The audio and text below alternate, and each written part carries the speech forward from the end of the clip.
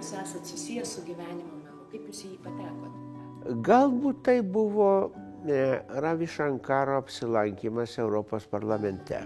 Ta tokia galvosena, dvasinė būsena buvo labai priimtina ir savaip artima. Jisai surenka didžiulės žmonių auditorijas ir juos moko gyventi. Ir moko gyventi labai paprastais tokiais pavyzdžiais, žmoniškų paaiškinimų, kur yra problema ir kad tai dažniausiai tai nėra tikra problema. Mes savo pasidarom problemą ten, kur jos gali visiškai nebūti. Jisai yra dalyvavęs ir sutaikant mirtinai kariaujančias bendruomenės. Kai kada jam pavykdavo nuginkluoti visų kitų nekenčiančius islamistus.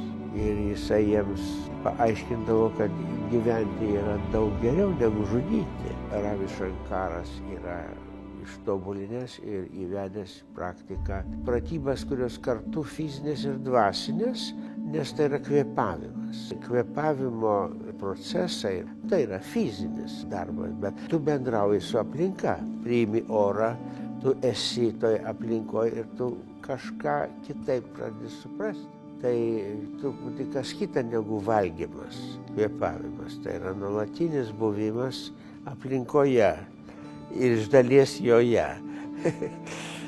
Tai štai tie dalykai ten sudėti į tam tikrą sistemą, jie pagelbsti, nes jie yra išganingi, kai kuriems žmonėms tai tampa gyvenimo būdu ir jie randa ramybę, laimę ir prasmę ir moko kitus, platina.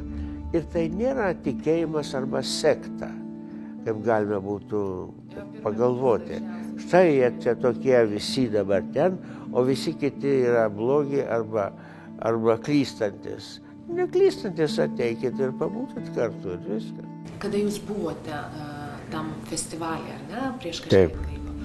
Kas jūs labiausiai, kokį paliko didžiausią įspūdį ir kas labiausiai paliko įspūdį? Pirmiausia, tai yra ta dvasia.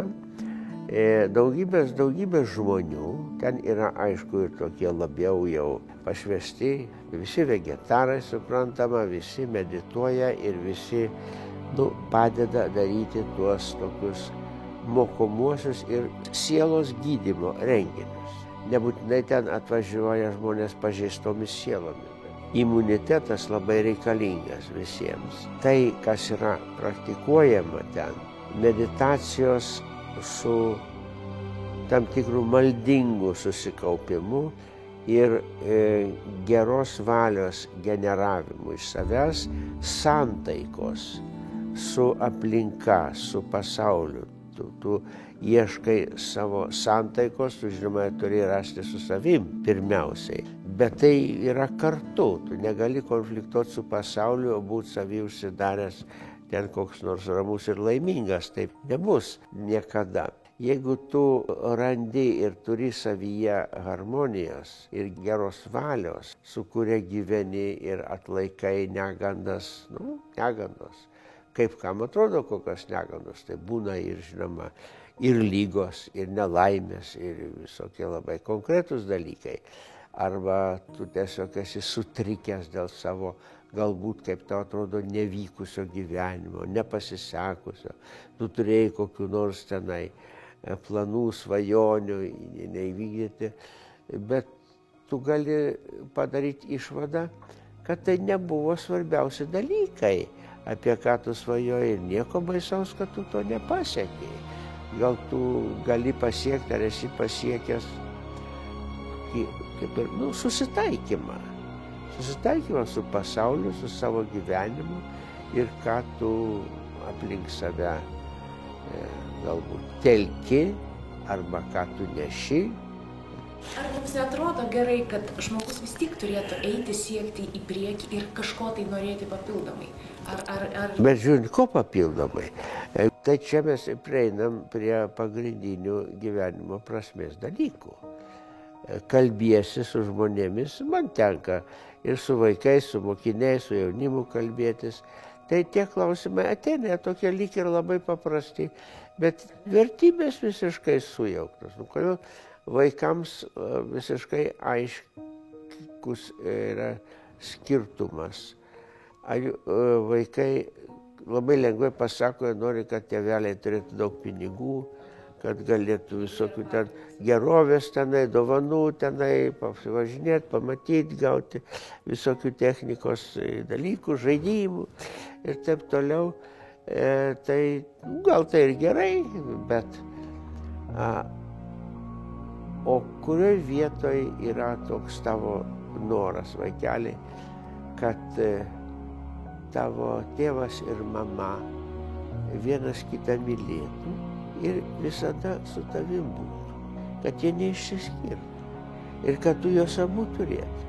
Tai vaikas iš karto supranta, čia yra pagrindas, čia yra didžiausias dalykas. Kas ten tie kompiuteriai, žaidimai visokie, tai yra niekalas prieš tai. Bet labai daug yra kalbama apie niekalą. Ir tie vaikai yra nukreipti į norus. Ko jūs palinkėtumėt šiais laikais Lietuvos žmonėm, viso pasaulio žmonėm, jaunimui, suaugusiems? Yra kažkas tai? Vat ką norisi pasakyti jums iš dūšios? Ko mums trūksta? Ką mums reikia daryti? Mums reikia būti žmonėmis, vertinti žmoniškumą, branginti žmoniškumą ir tuose visuose kituose žmonėse. Ir kurti su jais kartu pagal galimybės, bet tai kurti bendrabūvį to, ką vadiname geros valios žmonėmis. Tai yra galų gale ir tai, ką gyvenimo menas daro. Ir ten susirenka tūkstančiai geros valios žmonių. Aš nežinau, ar ateina kuris nors su pavydu, ar su kokia nors intriga, ar karjeros siekimu, kaip man pasinaudojus tą organizaciją padaryti dar savo karjerą. Aš manau, kad tai galbūt neišvengiama, bet tai turi būti labai retas dalykas, nes žmonės visai netaip yra orientuoti. Radę išganymą, radę tą kelią, apie ką mes kalbame. Arba kaip Rabindranatas sako, šalį aš viską esu suradęs. Tos šalies vardas yra aš viską esu suradęs. Ir ta šalis yra čia. Tai štai, niekam neužverti keliai į tai ir nebūtinai turi žmogus viską mesti, ką jis dabar turi savo gyvenimą ir eiti, reiškia, gyventi visiškai kitaip. Nors kartais ir tai atsitinka. Vat gavosi kalbėdama su jums apie gyvenimo meną, apie pasaulio kultūros festivalį, aš gavau atsakymus į klausimus pati savo. Bet tai jie yra nuolatiniai, jie ateina juk ir Kristus pasakydavo, eisi paskui mane. Viskas. Ir tas žmogus palikdavo savo verslą, savo šeimą ir eidavo, nes jam pasakė, follow me. Eidavo kartu ir dar išgirsdavo padrąsinimą, nebijokit, kad mūsų mažai mes laimėsim. Kodėl jūs palinkėtumėt, pavyzdžiui, žmonėm važiuoti tenai į tą pasaulio kultūros festivalį? Kaip jums atrodo, ką jie galėtų gauti iš ten? Apskritai, kur nors nuvažiavus, jeigu tai nėra kokio nors blogų dalykų festivalis, tai visur yra tu gauni. Tu kitą šalį pamatai, kitą galvoseną, kitą kultūrą, kitas kokias nors vertybės meno, kad ir panašias, bet tu pamatai, sakysim, šitokiam festivaliui, kur viso pasaulio tautos bus reprezentuojamos. Ir kiekviena tauta savo ką nors atneš. Ir tai yra ta didžioji idėja, kad visi žmonės yra broliai, visi yra viena šeima.